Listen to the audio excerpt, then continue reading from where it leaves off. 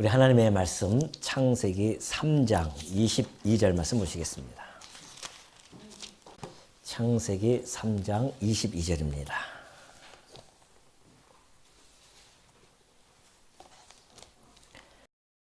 여호와 하나님이 이르시되 보라, 이 사람이 선악을 아는 일에 우리 중 하나같이 되었으니 그가 그의 손을 들어 생명나무 열매도 따먹고 영생할까 하노라 하시고, 여호와 하나님이 에덴 동산에서 그를 내보내어 그의 근원이 된 땅을 갈게 하시니라. 이같이 하나님이 그 사람을 쫓아내시고 에덴 동산 동쪽에 그룹들과 두루 도는 불칼을 두어 생명나무의 길을 지키게 하시니라. 24절까지 봉독해 드렸습니다. 우리 인류의 조상인 아담과 하와가 드디어 하나님으로부터 징계를 받고요. 그리고 에덴 동산에서 쫓겨나는 그러한 신세로 전락하는 모습을 우리는 오늘 마주 대하게 되어집니다. 이 선악이라고 하는 기준이 이 철학에서는 인간의 이성을 기준으로 삼습니다. 그래서 인간의 이성을 가지고 어떠한 도덕적인 잣대로 선악을 판단하게 되어지죠. 그래서 많은 사람들이 어떤 도덕적으로 봤을 때에 좀 괜찮다 싶으면 이 시대의 의인이라고 칭하기도 하고요. 그리고 정말 저 사람은 법 없이도 살아가는 선한 사람이다라고 이야기하기도 합니다. 그것은 역시 도덕적인 잣대로 본 인간의 이성의 기준으로 해서 본 판단입니다. 그러나 하나님 편에서 보면은 그 모든 행하는 것이 주 안에서 행하지 아니한다고 한다면 그 모든 것들이 다 죄라는 것을 성경은 말해주고 있습니다. 그렇기 때문에 이 선악의 판단은 오로지 절대 이성을 가지시고 계시는 하나님에 의해서만 선악의 판단이 옳은 것입니다. 인간이 가지고 있는 선악의 판단이 얼마나 불완전하며 불완전한 거고, 그리고 얼마나 오류가 많습니까? 그때마다 힘의 권력에 의해서 선의 정의가 달라집니다. 힘 있는 자가 선이에요, 결국은. 그래서 정권이라든지 뭐든지 한 나라를 점령해 버리면 그 이긴 자가 선이 되어져서 진 자를 악으로 규정하고요. 그리고 그 진 자를 향해서 온갖 만행을 하게 되어지죠. 비단 과거뿐만이 아니라 지금 현 시대도 그렇습니다. 한때는 어느 나라입니까? 어느 나라에서 어떤 나라를 향해서 악의 축이라고 이야기하잖아요. 저 나라는 악의 축이다라고 이야기하는데, 거기서 이야기하는 선악의 기준은 악의 축이다, 우리는 선한 민족이다, 이런 것들이 결국은 인간의 이성, 자기 편에서 주관적인 생각을 가지고 판단을 하는 거란 말입니다. 그런데 그 판단이 하나님 앞에 가면은 그 판단조차도 악으로서 하나님은 규정해 갑니다. 선악의 판단은 너희들이 하는 것이 아니라는 겁니다. 오로지 하나님만이 가지고 계시는 그 기준이 있습니다. 그 선악의 기준이죠. 판단은 하나님만이 하십니다. 하나님은 정죄자이시고요, 심판자이십니다. 우리 인간이 정죄자가 될 수 없고 심판자가 될 수 없는 것은 우리 모든 인간은 하나님의 영광에 이르지 못하고 다 죄 가운데 있기 때문에 그렇습니다.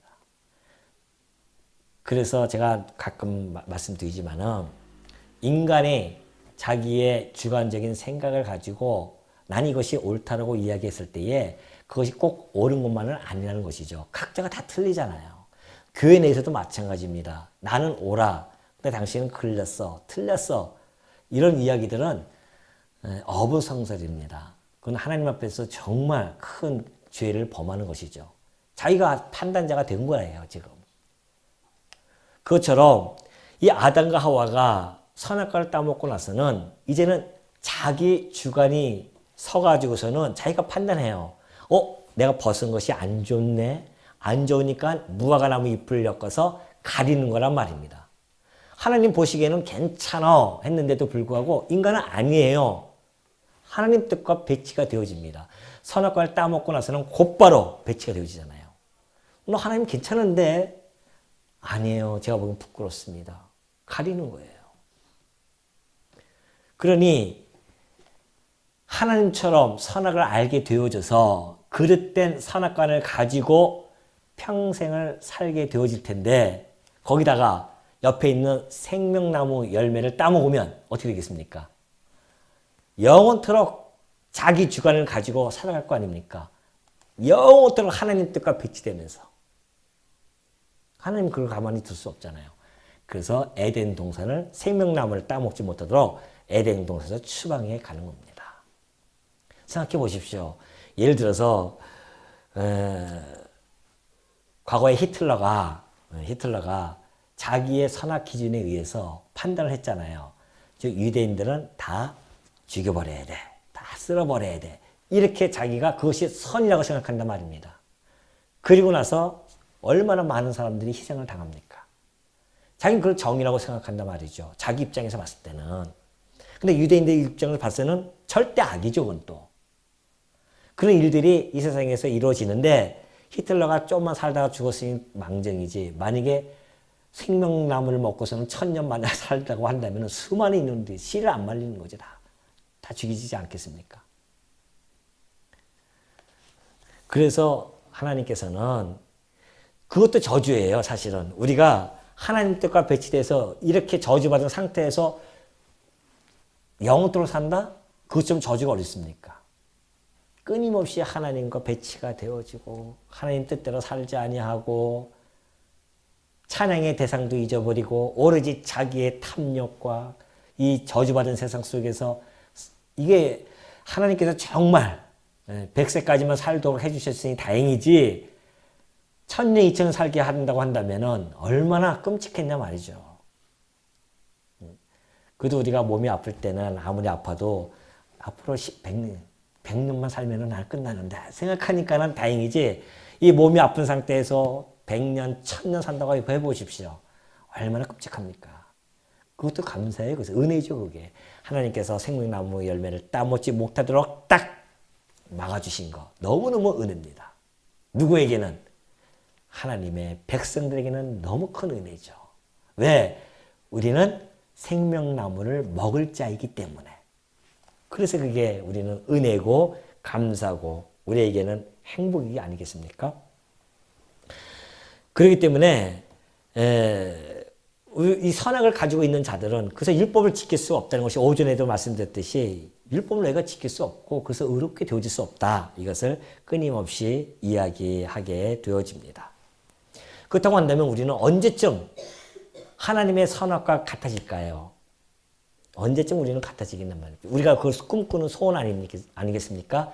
하나님 뜻과 배치되어진 삶이 아니라 하나님이 선하신 걸 내가 선으로 여겨지고 하나님이 싫어하시는 거 하지 않으면서 살 수 있는 것. 이 땅에서는 힘들죠. 그러나 우리가 이 땅에서 온 육신의 장막을 벗고 이제 그리스도와 함께 완벽하게 한 몸이 되어졌을 때는 하나님이 좋아하시는 거 우리도 좋아하게 되어지고 하나님이 싫어하시는 거 우리도 싫어하게 되어지는 완벽하게 하나가 되어져서 살아갑니다. 그것도 영원토록. 이것이 진짜 행복인 것이죠. 하나님 뜻과 배치돼서 영원히 사는 것보다도 하나님 뜻과 함께 맞아가면서 살아간다는 것이 이 행복은 이루 말할 수가 없습니다. 우리 이제 그걸 소망하고 살아가는데 문제는 현재 이 땅에 살아가면서 소망만 하면서 살아갈 수 없잖아요. 우리에게도 이제는 싸울 수 있는 우리의 육신의 소욕과 싸울 수 있는 힘을 하나님께서 공급해 주셨는데 무엇으로? 지난번에 뭐라고 얘기했습니까? 제가 성령이라고 그랬죠. 성령을 통하여 우리가 싸우게 되어지는데 바울은 로마서 12장에서 이렇게 이야기해 주고 있습니다. 너희는 이 세대를 본받지 말고 오직 마음을 새롭게 함으로 변화를 받아 하나님의 선하시고 기뻐하시고 온전하신 뜻이 무엇인지를 분별하라. 그렇게 이야기하죠. 인간들이 타락한 인간들에게는 이 말씀이 전혀 안 들어옵니다. 들어올 수도 없고 할 수도 없습니다. 죄의 종노릇하면서 사단의 종노릇하는 자들은 이 말씀이 들어올 수 없죠.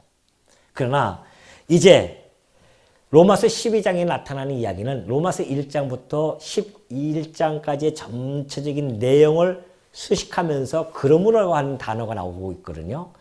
그러면 우리가 그동안 로마서 공부했듯이 하나님께서 우리의 불의한 인간들을 위하여 하나님의 의를 보내시고 그 의를 통해서 우리가 믿음으로 말미암아 의롭게 되어지고 이런 내용이 쫙 전개가 되지 않습니까? 그러므로 그런 이야기죠. 그래서 우리가 믿음으로 의롭게 되어진 자들 하나님께서 선물로 성령을 주시고요. 그 성령을 통하여 우리의 마음을 새롭게 함으로 변화를 받게 되어집니다. 그걸 다른 이야기로 신학적인 용어로 중생된 인생, 중생된 이성이라고 그러죠. 우리는 다 중생된 자들입니다. 다시 말해서 마음을 새롭게 함으로 변화를 받은 자들이에요. 그래서 불의하고 그리고 흠 있는 우리들을 이제는 의와 진리의 거룩함으로 새롭게 변화를 시켜줬습니다. 이제 그러한 자들은 하나님께서 우리의 지각을 열어서 깨우쳐 주십니다. 그로 말미암아 나타나는 현상은 하나님의 선하시고 기뻐하시고 온전하신 뜻이 도대체 무엇일까라고 하는 생각을 하게 되어집니다. 안 믿는 사람들은 그런 생각조차 할 수 없죠. 왜? 중생되어지지 않았기 때문에 그렇습니다.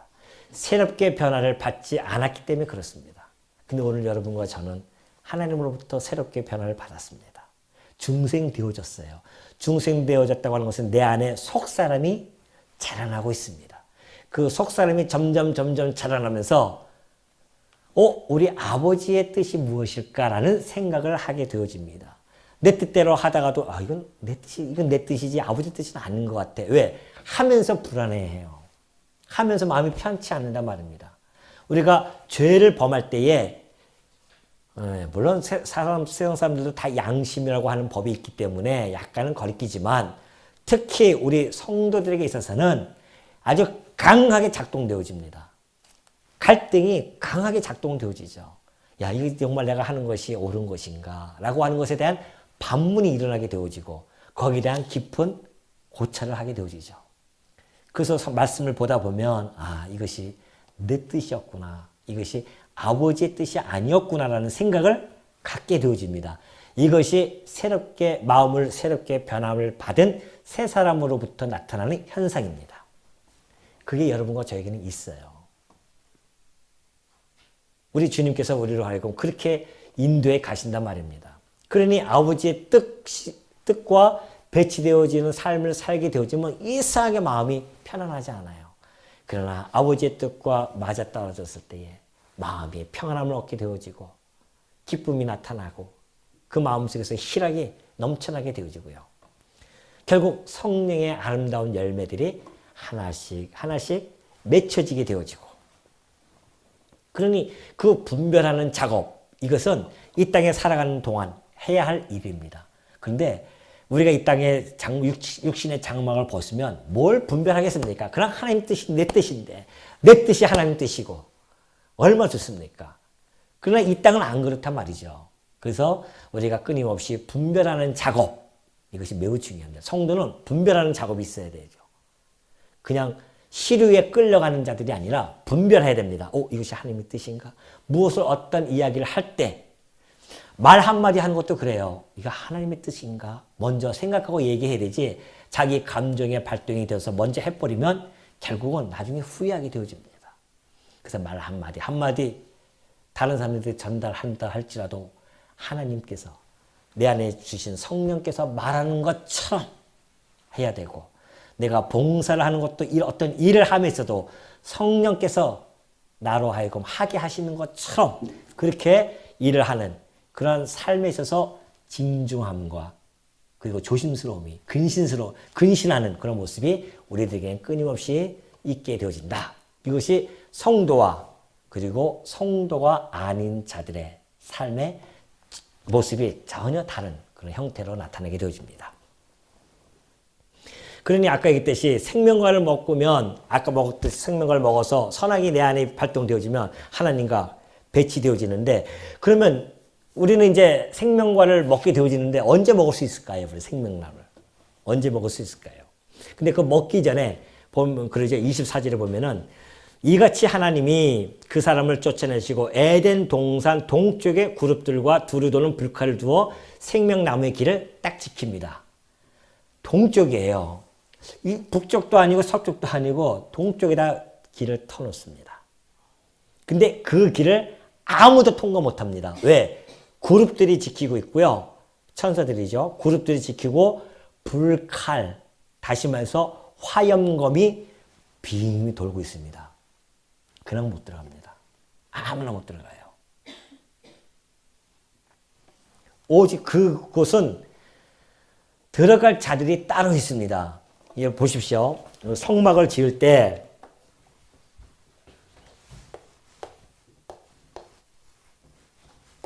성막 문이 어느 쪽으로 나타나 있죠?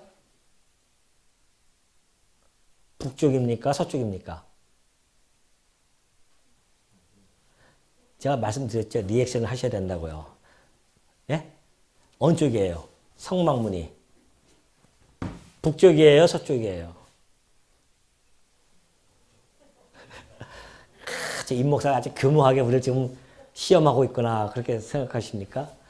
당연히 동쪽이잖아요. 예, 성막이 이렇게 지어집니다. 동쪽을 향해서. 그리고 문을 동쪽으로 열어놓습니다. 그리고 하나님께서 그런 이야기를 해요. 모세와 아론에게 너희들 이 성막을 지을 때, 자, 여기가 이제 지성소 아닙니까? 지성소 있고, 여기 법궤가 있고요. 법궤 위에 속죄소가 있고, 여기 떡상이 있고, 향단이 있고, 번제단이 있고, 이렇게 있죠. 자, 이 성막을 지을 때 동쪽에다 문을 열어놓고, 너희가 진칠 때는 요 앞에 동쪽에는 누가 진을 치냐면 모세 그리고 아론 뿐만 아니라 아론의 자손들. 예. 제사장급들이죠. 예. 아론 대제사장 그리고 그 자손들, 아들들 다 제사장급들입니다. 이 제사장급들이 동쪽에서 진을 칩니다. 이 정도 되면 무슨 잠깐 깜빡깜빡 이제 떠오르죠. 자, 그리고 레위기에 가면은 뭐라고 이야기하냐면요. 레위기 16장 14절을 보면 하나님께서 그 규례에 대해서 설명을 할 때 이렇게 설명을 해주고 있습니다. 그는 또 숫송아지의 피를 가져다가 손가락으로 속죄소 동쪽에 뿌리고 그래요. 자, 아론은 여기서 그는 아론입니다. 아론은 이 속죄소 위에 가져와서 송아지의 피를 가져다가 뿌리는데 어느 쪽에다 뿌려라? 동쪽을 향해서 뿌리라는 겁니다. 이쪽에다 뿌려라. 피를 뿌리는 겁니다. 동쪽을 향해서. 그리고 이들은 이 안에서 동쪽에서 진을 치고요. 제사장들은 백성들을 대신해서 하나님을 섬기는 자들입니다. 백성들은 하나님 앞에 갈 때는 누굴 통해서 가야 됩니까? 제사장을 통해서 가야 됩니다. 그 제사장 하는 역할은 제사를 드리는 거죠. 제사를 통해서 하나님께 백성들을 죄사함을 얻고 가게 합니다. 그러므로 이 회막문의 동쪽에 이들이 진쳤다고 하는 것은 이 하나님이 임재하시는 이곳에 들어가기 위해서는 동쪽으로 들어가야 되는데 제사장들을 걸치지 않고서는 들어갈 수가 없어요. 그리고 이 동쪽에 피를 뿌린다고 하는 것은 그 피의 제사가 아니고서는 이 문을 통과할 수가 없다. 그렇다고 한다면 이 문을 지키고 있는 그룹들, 칼들, 이 모든 걸 통과하기 위해서는 뭐가 필요하다? 뭐가 필요해요? 피가 필요하겠죠. 무슨 피? 구약시대 때야 짐승의 피로 하나님께서는 통과하겠지만은 이제 당신의 사랑하는 독생자이신 예수 그리스도께서 오셔서 단 한 번에 이 속죄소에서 당신의 피를 뿌리심으로 말미암아 이 길이 인간으로부터 하나님까지 하나님이 계신 이곳으로 그냥 통과가 되어집니다. 이 속죄소 앞에 무엇이 여기 있죠? 휘장이 있잖아요. 휘장을 가르신단 말입니다. 주의 피로 말미암아 이 휘장이 갈라지면서 이 회막문에 밖에 있던 우리들이, 쫓겨났던 우리들이 이 불칼과 구름을 통과해가지고선 곧바로 하나님 앞에 나아가게 되어졌다는 사실. 이것이 바로 우리 주 예수 그리스도의 피로 말미암아 나타나는 효력입니다. 그러니 하나님께서 이 에덴 동산에 이 동쪽이라 문을 해놓고 지켰다고 하는 것은 장차 예수 그리스도를 통하여 이 문을 통과하게 되어지고, 우리 주님이 말씀해 주었듯이 너희가 세상 권세와 싸워 이기는 자들에게는 뭘 해준다? 내가 생명나무 열매를 먹이게 했다. 그런 이야기 하십니다. 그 이야기는 우리는 사망권세, 생명권세 이길 수 없는 자들입니다. 오로지 누구만이, 우리 주 예수 그리스도만이 그 권세를 이길 수 있는데, 우리가 이길 수 있는 것은 그와 접붙임이 되어져서, 그와 한 몸이 되어져서, 그리고 그리스도를 통하여서 승리하기 때문에 우리는 어떻게 된다? 생명나무 열매를 먹는 자들입니다. 그러니 이제는 이때 아담이 못 먹었던 이 생명나무는 우리가 먹을 수 있게 되어졌습니다. 이제는 누굴 통해서? 우리 주 예수 그리스도의 피 뿌림을 통하여서, 이 동쪽의 피를 뿌림으로 말미암아 이 굴과 불검들을, 화영검을 우리는 유효하게 뚫고 그런 그 자리를 지나가서 그리스도와 함께 그 생명나무를 먹고 영원토록 살게 되어졌다. 진시황이 찾았던 그 생명나무 못 찾았잖아요. 찾을 수가 없죠. 왜요? 그룹들과 불칼을 지키고 있는데 그걸 어떻게 찾아갈 수 있겠냐 말이죠. 아무도 이걸 통과 못합니다. 오로지 우리 대제사장이신 예수 그리스도를 통과해야만이, 그분을 통해서만이 들어갈 수 있는 길입니다. 그래서 우리가 이 세상 장막 육신의 장막을 벗고 그리스도와 한 몸 되어진 우리 성도들은 그때 우리 주님께서 잘했다. 그러면서 우리들에게 이 땅에서 우리가 끊임없이 싸우고 투쟁하면서 우리 주님이 주신 이 신앙을 마음속에 깊이 간직하고, 우리에게 주신 이 믿음을 우리 그냥 엿바꿔 먹지 아니하고 그냥 고스란히 잘 간직한 자들에게 하나님께서, 우리 주님께서 생명나무를 주신다. 그래서 요한계시록 보면 그러잖아요. 생명나무가 쫙 열려져 있지 않습니까? 그곳에 가서 우리는 생명나무를 먹게 되어진다는 사실. 그러니 행복해야 안 행복합니까? 오전부터 계속 우리가 행복론을 내가 지금 얘기하고 있는데 너무 불행해 보이는 것 같아가지고서 세상 사람들이. 우리야 아니죠. 성도님들이야 마음 제가 보면은 아유 행복하신가 안 행복하신가를 알 수 있죠. 늘 마음이 평안해하고 그러잖아요. 제가 오면은 딱 관상을 내가 못 보지만은 얼굴은 낯빛은 알 수 있잖아요. 아유 오늘 행복하신가 행복하지 아니하신가. 그걸 내가 보면은 행복하셔가지고서는 달 들어온단 말입니다. 아 행복하지 않을 게 뭐가 있겠어요. 이거 생명나무를 지금 먹게 되어졌는데 충분히 먹을 거 있으니까 옆에 거 잠깐만 시끄럽게 쳐다보지 마시고 하나님이 내게 주시는 것만 먹으시면 됩니다. 그러니 이제 에덴 동산에서 그들은 드디어 쫓겨나서 자기가 흙으로 되어진 자들이 그 근원을 그 땅을 갈게 되어졌다는 사실을 우리는 알게 되어집니다. 그리고 나서 4장으로 넘어갑니다. 4장 갔더니만 아담이 그의 아내 하와와 동침하매 하와가 임신하여 가인을 낳고 이르되 내가 여호와로 말미암아 등남하였다 하니라. 그가 또 가인의 아우 아벨을 낳았는데 아벨은 양치는 자였고 가인은 농사는 자였더라. 그렇게 얘기합니다. 자, 아담이 이제 그의 아내와 동침해서요 하와가 임신을 합니다. 드디어 하나님께서 저주하셨던 그 약속의 말씀대로 하와는 10달 동안 잉태의 그 고통을 느낍니다. 아마 최초로 느꼈을 거예요. 그 잉태의 고통을. 아담도 뭐 경험을 못했으니까 왜 이렇게 고통을 느끼나. 물론 그 얘기는 들어서 알고 있겠죠. 아, 저렇게 힘들구나. 남성들은 모르죠. 여성의 그 10달 동안 사람 안에 들어가 있다고 하는 것이 이게 보통 일입니까? 그 고통을 10달 동안 고스란히 느끼게 되어집니다. 누가? 하와가 최초로. 그리고 출생의 그 수고로움, 그가 겪게 되어집니다. 그래서 처음으로 인류 역사상 엄마와 아버지가 있는 가인이 나타나게 되어지죠. 아담도 엄마는 없잖아요. 하와는 아버지 엄마도 없죠. 하와도. 근데 가인만이 아버지 엄마. 그래서 인간의 형상을 닮은 그러한 자로서 이 땅에 태어나게 되어지죠. 얼마나 기뻤는지 여호와로 말미암아 등남하였다. 하와가 그렇게 얘기합니다. 그 이야기는 하나님께서 생육하고 번성하라고 했는데 하나님 그 약속대로 우리들에게 이렇게 아이를 주셨다는 것이죠. 그래서 그 아이 이름을 가인이라고 합니다. 가인이라고 하는 것은 소유하다. 내가 소유하다. 그런 뜻을 가지고 있거든요. 내가 하나님께서 내게 주셔서 내가 소유하게 되어졌다. 그런 뜻을 가지고 있는 가인이 나타나게 되어지고요.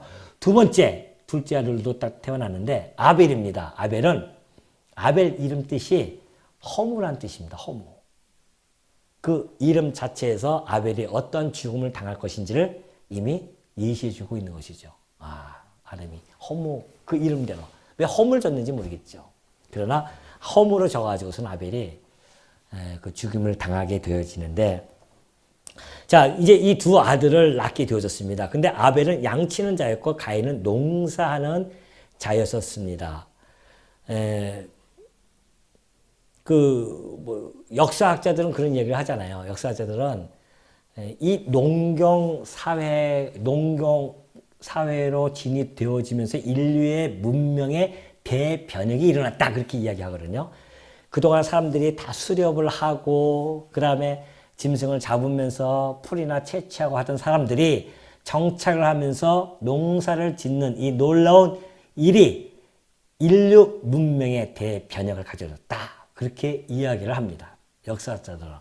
그러나 성경은 이때부터 이미 하나님께서 창조하실 때부터 인간을 하등동물이 아니라 모든 이 짐승들, 이 세상의 모든 생물들을 다스릴 수 있는 고등인물로 하나님께서 만드셨을 뿐만이 아니라 그리고 그들로 하여금 일찍이 그의 아들에게 농경사회와 그리고 목축업도 할 수 있는 그러한 환경과 여건을 다 허락해서 인류 초부터 이미 농경사회와 그리고 목축업은 발달이 됐다는 사실입니다. 세상 사람들이 이걸 안 믿잖아요. 성경은 분명하게 이렇게 이야기해주고 있는데. 그 세월이 지납니다. 세월이 지난 후에 가인은 땅의 소산으로 제물을 삼아 여호와께 드렸고 아벨은 자기도 양의 첫 새끼와 그 기름으로 드렸더니 여호와께서 아벨과 그의 제물은 받으셨으나 가인과 그의 제물은 받지 아니하신지라. 가인이 몹시 분하여 안색이 변하니 여호와께서 가인에게 이르시되 내가 분하여 함은 어찌 됨이며 안색이 변함은 어찌 됨이냐. 자, 세월이 흘렀어요. 그래서 하나님께 제사를 드린다고 하는 신본주의적인 제사에 대한 것을 그들이 처음으로 인류가 행하게 되어집니다. 자기네들이 만드는 제사가 아니라 하나님이 가르쳐준 대로 제사를 지금 드리는 거거든요. 아담이 그 아들들에게 하나님께 제사를 드리는 방법들을 가르쳐줬단 말입니다. 아담은 누구한테 배웠습니까? 하나님께 배웠잖아요. 뭐든지 하나님께 드리는 제사에 대한 규례는 하나님이 직접 수령하십니다. 인본주의적인 종교는 인간이 그 규례를 만들지만은 우리 기독교는 하나님은 우리 인간들에게 규례를 주십니다. 너희들 이렇게 제사를 지내라 라고 하면서 주시죠. 그 제사 방법이 바로 아담에게 가르쳐 줬던 그 제사 방법이 짐승으로 희생을 시켜서 가죽옷을 해 입혔던 그 사건이 바로 제사의 최초로 하나님께 주신 규례였단 말입니다. 그러니 짐승이 잡아야 되죠. 짐승을 잡지 않고서는 피 흘림이 없이는 사함이 없는 거란 말입니다. 그래서 그러죠. 항상 제사를 드릴 때는 어떻게 드려야 되는가? 육체의 생명은 피에 있다고 했습니다. 지난번에도 말씀드렸지만 그 피를 갖다가 제단에 뿌려가지고 생명을 속죄해야 됩니다. 그리고 그 생명이 피에 있으므로 피가 죄를 속하게 되어지는데 그래서 피 흘림이 없이는 사함이 없다라고 히브리서 기자가 그렇게 이야기했거든요. 그 이야기는 아담 이후로 태어나는 모든 인간들은 다 죄를 가지고 태어나기 때문에 하나님으로부터 그 죄의 속죄함을 받으려면 반드시 피의 제사가 필요하다는 것이거든요. 그걸 하나님께서 가죽옷을 해 입히면서 규례로 주신 거란 말입니다. 그런데 이제 가인과 아벨이 그걸 교육을 받았을 거 아니에요. 그래서 제사를 드린 거예요. 아벨은 마침 양치는 자이기 때문에 양을 탁 쳐가지고서는 그것도 첫 새끼 양을 정성스럽게 해가지고서 하나님께 바칩니다. 가인도 들은 건 있잖아요. 제사를 드리겠다 해가지고서는 자기가 열심히 해가지고서는 곡식을 하다가 소제로 하나님께 드렸습니다. 근데 하나님께서는 아벨의 제사는 기쁘게 받으시는데요. 가인의 제사는 안 받으시는 거예요.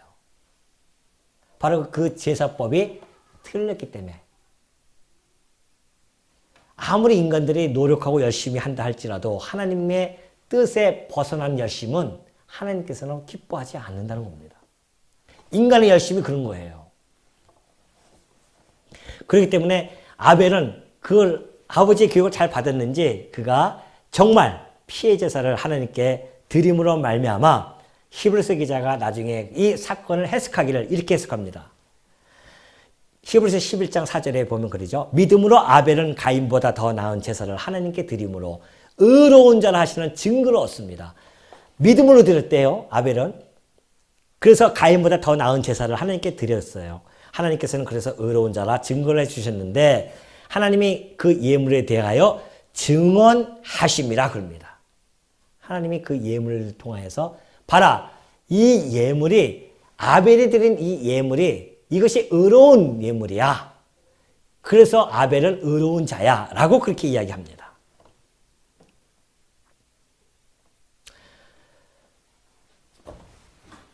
다시 얘기하면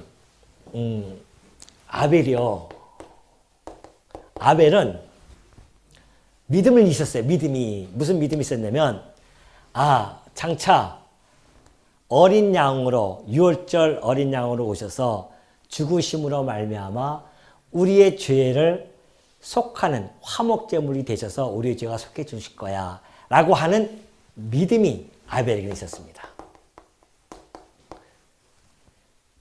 그 믿음만 가지고는 안 된단 말입니다. 아까 얘기했듯이 믿음의 행위가 나타나야 되죠. 그래서 그는 제사를 바로 피제사를 드린 겁니다. 이것이 행함입니다. 믿음으로 피제사를 드린 거예요. 그 믿음이 이 아벨의 피제사를 통해서 아벨의 믿음을 온전케 해줬습니다.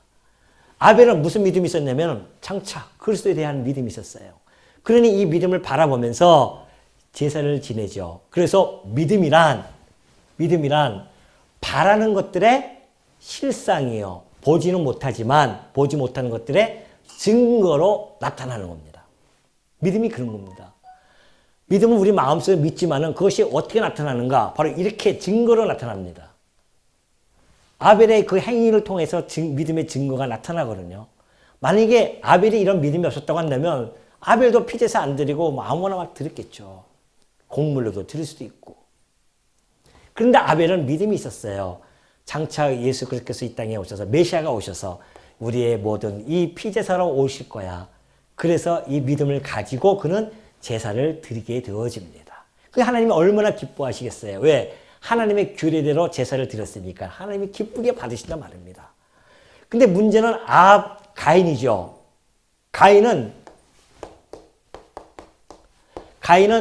피제사가 아니라 곡물로 드립니다. 이걸 소자라고 하죠. 이제 율법에 가면 이거 소자라고 하는데 곡물로 드립니다. 근데 곡물에는 반드시 율법에는 소제를 드릴 때는 번제와 함께 드려야 돼요. 이 자체로만 효력이 없어요. 그래서 이걸 드릴 때는 항상 번제와 함께 드리도록 율법은 제시해주고 있거든요. 근데 가인이 만약에 피제사와 함께 곡물을 드렸다고 한다면 하나님이 기쁘시게 받으시겠죠? 그런데 가인도 이 피제사를 빼버리고 이것만 드렸단 말입니다. 그 제사의 형식만 가지고 있는 것이지 경건의 모양은 있는데 경건의 능력을 그가 없었던 것이죠. 그렇기 때문에 이 하나님께서는 여기서 극명하게 딱 가르칩니다. 이때로부터 시작해서 하나님께서는 끊임없이 피제사를 요구하신 겁니다. 누굴 두시고 바로 예수 그리스도를 염두에 두시고 끊임없이 구약에 그 수많은 양들 얼마나 양들이 많이 잡혔습니까? 그 양들을 아마 수억 마리도 넘겠죠. 구약시대 때 제사 드렸던 그 모든 제사가 하늘로 딱 귀결되어지는데 바로 예수 그리스도께서 오셔서 피를 흘리실 것에 대한 하나의 모형과 그림자로서 딱 보여줬는데도 불구하고 그 제사에 대한 진정한 의미를 모른다고 한다면 그러니까는 하나님이 그러시잖아요. 이스라엘 백성들이 이 진정한 제사의 의미를 모르고 그냥 형식적으로 막 드리니까 야, 내가 너희들 제사 드리는 거 이제는 향기도 내가 맡기 싫다는 겁니다. 하나님은 제사보다도 내 순종을 내가 더 원하지 않느냐, 내가. 순종이 뭐예요? 아벨이 이게 순종 아니겠어요? 피제사도 피제사지만 아벨이 하나님의 말씀을 순종했단 말입니다. 뭘? 피제사를 드리라는 그 말씀에 대한 순종이 있었어요. 그 순종으로 제사와 함께 드리니 하나님이 얼마나 기뻐하시겠냐 말이죠. 하나님이 가장 기쁘시게 봐셨던 그 제물은 우리 주 예수 그리스도가 아니겠습니까? 예수님이 오셔서 이 땅에서 하나님의 말씀을 그대로 순종해가지고서는 십자가에서 죽으시고 그의 자기 몸을 직접 피제사를 통하여서 하나님께 온전히 드렸으니 그 온전한 제사가 짐승의 제사와는 비교할 수 없잖아요. 그래서 우리는 그 예수 그리스도의 피제사 덕분에 더 이상 이런 그림자적인 제사를 드릴 필요 없이 그리스도의 이 단 한 번의 영원한 제사로 말미암아 모든 제사가 끝나버려서 더 이상 송아지 가지고 양 가지고 저 예루살렘 갈 필요도 없게 되어졌다는 이야기죠. 근데 이스라엘 백성들은 지금 오해를 하고 있는 거란 말입니다. 왜? 거기다 다시 예루살렘 성전을 짓겠다는 거예요, 지금. 우리 주님이 성전으로 오셔서 지금 성전을 짓고 있는데, 신령한 성전을. 그 예루살렘 성전은 참 성전이신 그리스도에 대한 모형과 그림자였는데, 그걸 하나님이 헐어버리셨는데, 이제 실체가 왔기 때문에, 그걸 또 짓겠다고. 전 저거 지금, 저거 회당, 뭡니까, 돔 이렇게 있는 그 회당, 그거 짓고, 거기 헐고서는 거기다가 지금 성전 짓겠다고 하는데, 그러면은 제 3차 대전이 일어납니다, 진짜. 하나님 뜻은 그거 아니란 말입니다. 이미 그건 다 끝났다.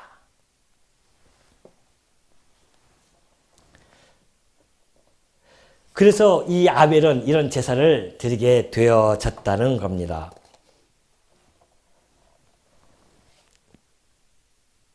근데 저는 한 가지 궁금한 게 있었어요. 만약에 가인이 양치는 자였다고 한다면 가인도 그걸 들었을 거 아니에요. 그러죠? 아벨이 만약에 곡물을 했다고 한다면 아벨이 이 곡물과 함께 피제사 같이 들었을까요? 그러면 그 정도면 아주 대단하겠죠. 아벨을 양치는 자, 그리고 가인이 곡물하는 것으로 봤을 때는 이것이 우연히 이루어진 것 같아도요. 여기에는 하나님의 예정 섭리와 그리고 은혜의 역사가 이 안에 함께 진행되어져 간다는 사실을 깨닫게 되어집니다. 여러분들이 예수를 믿는 것이 우연히 믿은 줄 아십니까? 우연히 저 못난 신랑을 만났는데 저 신랑이 기독교예요. 그러다 보니까 나도 할 수 없이 교회 다니게 됐었어요. 그래서 정말 하나님의 자녀가 되어졌단 말입니다. 이것이 우연이겠어요? 이것이 바로 우리 집 얘기란 말입니다. 우리 집사람 예수 몰랐어요. 기독교 집안도 아니에요. 근데 어떻게 우연히 저를 만났어요. 근데 저는 그때 방황하는 동안에 집사람이 오히려 교회를 더 다녀요. 희한하지 않습니까? 신앙을 지키고 있다가 제가 돌아왔을 때는 그 신앙 지키는 다시 이것을 신앙의 집으로 키우는 이런 토대를 마련하게 되어진단 말입니다. 그게 우연일까요? 이것이 바로 하나님의 은혜의 역사가 아닌 것은 아니라는 것이죠. 내가 우연히 장로님, 내가 우연히 우리 기독교 집안에서 태어나서 내가 이렇게 기독교를 받아들였는데 태어나니까 우리 아버지 장로님이시고 거기서 내가 자라났으니까 어쩔 수 없이 기독교 문화 속에서 살아왔고 결국은 내가 이렇게 목사가 돼서 이렇게 말씀을 가르치는 자가 되어졌는데 이것이 우연히 되어졌냐 말이죠. 여러분은 안 그렇습니까? 여러분이 예수 믿게 된 동기를 가만히 뒤돌아보십시오. 우연히 그것이 되어진 것인가? 아니면 철두철미한 하나님의 작정 섭리, 예정 섭리에서 이루어진 것인가를 보면 알 수 있죠. 이걸 보면 알 수 있단 말입니다. 아벨은 양치는 자였고 가인은 곡식을 짓는 자였습니다. 우연인 것 같아도 이것이 하나님의 예정 섭리였고 이 역사를 통하여서 하나님의 은혜의 역사가 얼마나 장중하게 지금 이루어지고 있는지를 우리들에게 보여주는 사건이란 말입니다. 예수 믿는 환경을 주셨기 때문에 우리가 믿을 수 있었지 환경을 안 주시면 어떻게 믿을 수 있겠냐 말이죠. 이 말씀이 어떻게 들어오냐 말이에요. 이게 진짜. 아니 저도 암만 생각해도 안 믿는 사람한테 얘기할 때 어떻게 얘기해야 될까 까마득해요 지금. 그때는 뭣도 모르고 제가 막 그냥 전도할 때는 뭣도 모르고 막 했는데 지금 가만히 생각해 보니까는 야 이게 믿어질까 과연? 십자가 양 얘기하고 피 얘기하면은 이 사람들이 뭐라고 알아들을까 도대체. 근데 우리는 알아듣는단 말입니다. 왜 그럴까요 도대체? 예? 우연히 알아들었을까요?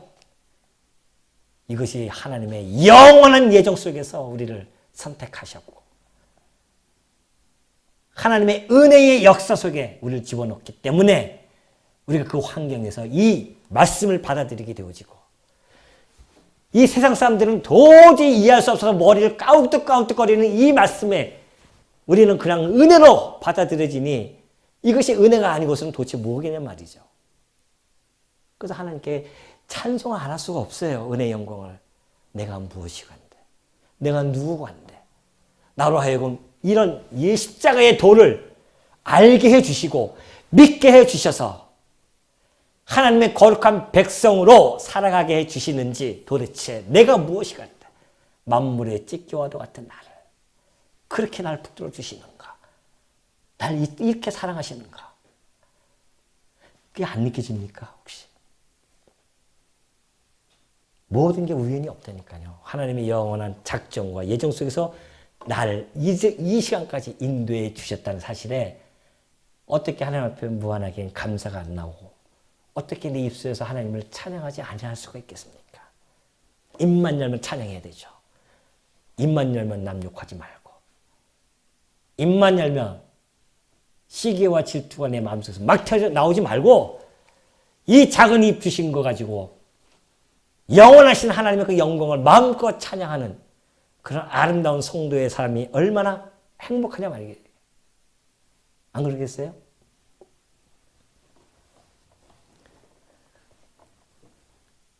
저는 이게 꿈 같아요. 정말 꿈 같으죠. 야, 이게 우연히 한 것 같은데 이게 우연이 아니라 하나님의 예정이라고 하는 사실에 너무너무 감사하죠.